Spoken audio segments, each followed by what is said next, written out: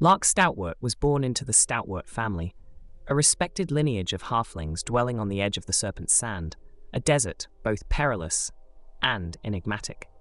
Lark inherited her petite frame and fiery spirit from her grandmother, a revered Stormwatcher whose wisdom guided the village for decades. But Lark's path diverged early. Her insatiable curiosity about the wilderness captivated her more than the traditional crafts of her parents.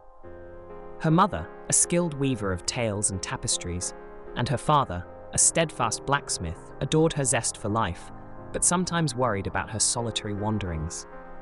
Under her grandmother's watchful eye, Lark learned to listen to the wind's whispers and feel the subtle magic that danced across the sands. Her grandmother's tales were her favorite bedtime stories, painting vivid images of the storms and beasts that roamed beyond their doorstep. This education was instrumental in kindling Lark's love for nature and setting her feet on the ranger's path. Yet, it also introduced a burden, as tales of villagers lost to the capricious fae stirred her determination to protect her home. Upon reaching adulthood, Lark's innate survival instincts and sharp perception guided her towards the path of a monster slayer.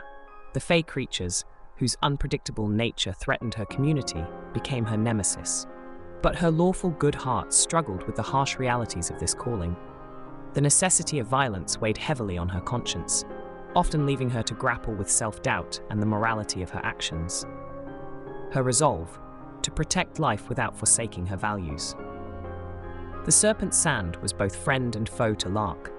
Its shifting dunes and hidden oases were as much a part of her as the curling locks on her head. Her village, a tapestry of sun-baked clay and vibrant laughter, lived under the ever-watchful eyes of its elders, who revered the desert as sacred and feared the fae as tricksters. Lark's expertise in fae lore was not just academic. It was earned through encounters that had left scars, both seen and unseen. One fateful meeting with a fae creature taught her that not all fae were foes, challenging her preconceptions and adding layers to her understanding. Despite her prowess, Lark was not impervious to flaw. Her solitary expeditions often left her feeling isolated from her kin, her presence at social gatherings rare and fleeting.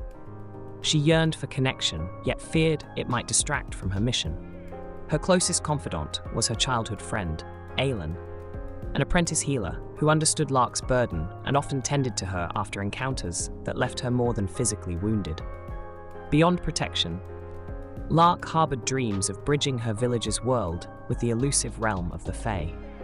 Her grandmother's teachings lingered in her heart, urging her not only to shelter her people, but to seek harmony with the nature surrounding them.